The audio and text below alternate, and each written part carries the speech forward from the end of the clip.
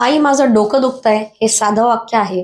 पण मुलांच्या तोंडून पालक जेव्हा हे वाक्य ऐकतात, तेव्हा कधी-कधी पालक म्हणतात, की मोबाईल जास्त बघितला असेल म्हणून डोकं दुखत असेल किंवा झोप नीट झाली नाही म्हणून दुखत असेल. पण मनाच्या कोपऱ्यात कुठे ना कुठे ही भीती त्यांना सतावत असते, की मुलाला काही सीरियस प्रॉब्लेम तर नाही ना? आजच्या या व्हिडिओमध्ये आपण पेडियाट्रिक हेडेक म्हणजेच डोकेदुखीबद्दल चर्चा करणार आहोत.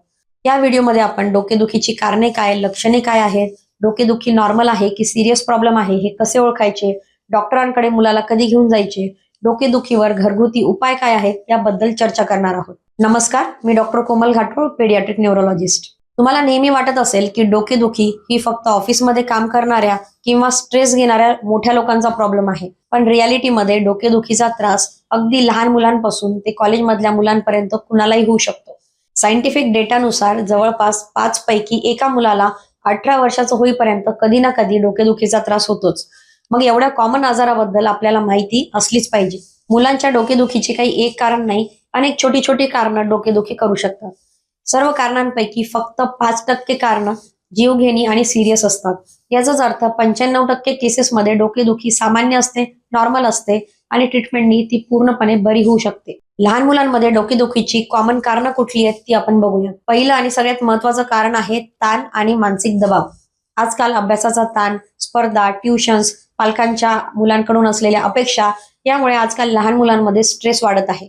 या स्ट्रेसमुळे आणि टेन्शनमुळे लहान मुलांमध्ये डोकेदुखीचा त्रास होऊ शकतो. याला आपण टेन्शन हेडेक असं म्हणतो. या टेन्शन हेडेकमध्ये कपाळावर कुणीतरी डोक्याच्या बाजूला आपल्याला घट्ट कपडा आवळून बांधला आहे या प्रकारचं दुखतं. डोकेदुखीचं दुसरं महत्वाचं कारण आहे मोबाईल आणि टीव्हीच्या स्क्रीनचा अतिरेक. जास्त वेळ मोबाईल, टॅब किंवा टीव्ही पाहिल्यामुळे डोळ्यावर ताण येतो. त्यामुळे संध्याकाळ झाल्यानंतर या मुलांमध्ये डोकेदुखी सुरू होते. तिसरं कारण आहे झोप पूर्ण न होणं. चौथं कारण आहे पाणी कमी पिणं, जेवण वेळेवर न घेणं आणि बॉडी डिहायड्रेट होणं. मुलं खेळात इतकी गुंग असतात की कधी कधी तहान भूक त्यांना लक्षातच येत नाही. बॉडी डिहायड्रेट होते आणि त्यामुळे हेडेक होऊ शकतो. कधी कधी सर्दी, सायनस इन्फेक्शन, ताप, व्हायरल इन्फेक्शन्स, दाताला लागलेली कीड, कानाचे इन्फेक्शन्स यामुळे सुद्धा डोकेदुखी सुरू होते. डोकेदुखीचं 5वं कारण आहे मायग्रेन. हो, लहान मुलांना देखील मायग्रेन होऊ शकतो. 7 ते 8 वर्षानंतर मुलांमध्ये मायग्रेनचा त्रास सुरू होऊ शकतो. मायग्रेनमध्ये पल्सेटाईल हेडेक असतं, म्हणजे हृदयाच्या ठोक्याबरोबर डोकेदुखी कमी जास्त होते. डोकेदुखी सुरू झाल्यावर त्या मुलाला प्रकाश, आवाज सहन होत नाही, मळमळ होते, कधी कधी उलटीसारखं वाटते. डोकेदुखी सुरू झाल्यावर मुलं मला आवाज नको, प्रकाश नको म्हणून अंधाऱ्या खोलीत झोपायला जातात. झोप झाली की त्यांना बरं वाटते. मायग्रेनचा त्रास कधी कधी जेनेटिकही असू शकतो. आई वडिलांना मायग्रेनचा त्रास असेल तर मुलांना मायग्रेन असण्याची शक्यता जास्त असते. काही मुलांना विजन प्रॉब्लेममुळे सुद्धा आणि चष्म्याचा नंबर बदलल्यामुळे डोळ्यावर ताण येऊन डोकेदुखी होऊ शकते. आता प्रश्न हा पडतो की लहान मुलांमध्ये डोकेदुखीची लक्षणे काय आहेत? 3 वर्षांखालील मुलं तर डोकं दुखत आहे हे सांगूच शकत नाहीत. मग ती मुलं डोकेदुखी सुरू झाली की चिडचिड करतात, वारंवार डोक्याला हात लावतात किंवा जमिनीवर डोकं आदळतात. मोठी मुलं माझं डोकं दुखत आहे हे सांगू शकतात. त्याचबरोबर त्यांची चिडचिड वाढते, ते खेळणं टाळतात, कधी कधी डोकेदुखीसोबत उलटी होते आणि कधी मुलं डोके धरून शांतपणे झोपून जातात.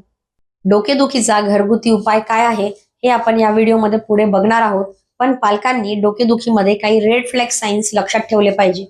रेड फ्लॅग साइन्स म्हणजे ही लक्षणे जर दिसली तर ब्रेनमध्ये सिरियस डिसऑर्डर असू शकते. यावेळी घरगुती उपाय न करता लवकरात लवकर पेडियाट्रिक न्यूरोलॉजिस्टला दाखवले पाहिजे. मग हेडेकमध्ये ही रेड फ्लॅग साइन्स कुठली आहेत? जर मुलाचं सकाळी उठता सिव्हिअर हेडेक होत आहे, वारंवार उलट्या होत आहेत, झटके येत आहेत, डोळ्यामध्ये तिरकेपणा येतोय, दुहेरी दिसतंय, चालण्यात तोल जातोय, इम्बॅलन्स होत आहे, अचानक वागण्यामध्ये मोठा बदल घडून आलाय, जसं चिडचिड वाढली आहे किंवा त्याचं अभ्यासामध्ये लक्ष लागत नाहीये, किंवा तापेसोबत डोके दुखताय पण सोबतच त्याला मानही दुखायला लागली आहे, तर ही लक्षणे असतील तर वाट बघू नका, लगेच डॉक्टरांकडे जाऊन त्यांचा सल्ला घ्या. जसे की मुलांचं वारंवार डोकं दुखत असेल तर त्यांचं अभ्यासात लक्ष लागत नाही, शाळेत सुट्टीचं प्रमाण वाढतं, त्यामुळे मुलं अभ्यासात मागे पडतात, आत्मविश्वास कमी होतो, चिडचिड आणि अँझायटी वाढते, नीट झोप लागत नाही. म्हणून मुलं आहेत, होऊन जाईल हा विचार कधी कधी चुकीचा ठरतो. मुलांना वारंवार डोकेदुखीचा त्रास होऊ नये यासाठी पालकांनी घरी काय काळजी घेतली पाहिजे? सगळ्यात पहिलं आणि महत्वाचं म्हणजे डोकेदुखीचे ट्रिगर्स शोधा आणि टाळा. ट्रिगर्स म्हणजे काय? तर ट्रिगर्स म्हणजे डोकेदुखीला वाढवणाऱ्या गोष्टी, जसं की वेळेवर जेवण न घेणे, पाणी कमी पिणे, कमी झोप घेणे, तासनतास मोबाईल आणि टीव्ही बघणे, जंक फूड जसे की चॉकलेट, चीज, चहा कॉफी हे पदार्थ जास्त प्रमाणात घेणे, ब्राईट लाईट्स आणि मोठे आवाज यामुळे सुद्धा डोकेदुखी ट्रिगर होते. बॉडी टेम्परेचर मध्ये रॅपिड चेंजेस झाले तरी सुद्धा हेडेक ट्रिगर होऊ शकते. त्यामुळे उन्हातून आल्यानंतर लगेच एसी मध्ये किंवा कूलर मध्ये बसणे टाळा. उन्हात जाताना गॉगल घाला, डोक्याला पांढरा रुमाल बांधा. त्यामुळेच आपले आजी आजोबा आपल्याला सांगायचे की उन्हातून आल्यावर थोडा वेळ सावलीत बसा, खडीसाखर खा आणि त्यानंतरच पाणी प्या. हे ट्रिगर्स जर तुम्ही मुलांमध्ये टाळले तर डोकेदुखी 50 ते 70% इथेच कमी होऊन जाते. मुलांचं मन जितकं शांत राहील तितकाच मुलांचा मेंदू निरोगी राहील. आता पालकांनी घरी जर मुलाचे डोके दुखत असेल तर काय केले पाहिजे ते बघूयात. मुलांचे डोके दुखत असेल तर त्यांना शांत अंधाऱ्या खोलीमध्ये झोप घेऊ द्या. डोक्यावर हलकी मसाज करा, कोमट पाण्याने आंघोळ करा, भरपूर पाणी प्या जेणेकरून बॉडी डिहायड्रेट होणार नाही. मोबाईल आणि टीव्हीचे एक्सपोजर कमी करा. सहन होण्यासारखी डोकेदुखी असेल तर औषधांची गरज नसते, पण डोकेदुखी सहन होत नसेल तर साधे पॅरासिटामॉलचे पेन किलर द्या. पेन किलरने फरक पडत नसेल तर डॉक्टरांच्या सल्ल्यानेच औषधे घ्या. पालकांनी नेहमी हे ओव्हर दी काउंटर मिळणारे पेन किलर घेणेही धोकादायक आहे. पालकांनी हे लक्षात घेतलं पाहिजे की वारंवार हे पेन किलर मुलाला देणं हेही धोकादायक ठरतं. कधी कधी हे पेन किलर स्वतःच डोकेदुखी वाढवतात आणि शरीरावर याचा दुष्परिणामही दिसून येतो. पण मुलांमध्ये जर वारंवार डोके दुखत असेल, शाळेला सुट्टी पडत असेल, अभ्यासावर परिणाम होत आहे, मुलाचे खेळणे कमी होत आहे, डोकेदुखीमुळे एकाग्रता कमी होत आहे, त्याचे जेवण कमी झाले आहे, तर अशा केसेसमध्ये आपल्याला मुलांमध्ये प्रोफिलॅक्टिक मेडिसिन्स सुरू कराव्या लागतात, ज्या दिल्याने डोकेदुखी वारंवार होत नाही. या मेडिसिन्स मुलांना दररोज काही महिन्यांसाठी द्यावी लागतात.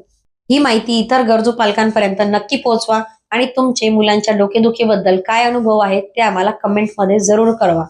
भेटूयात पुढच्या व्हिडिओमध्ये. तोपर्यंत मुलांचं हसू जपा, कारण तेच त्यांच्या आरोग्याचं सर्वात मोठं लक्षण आहे.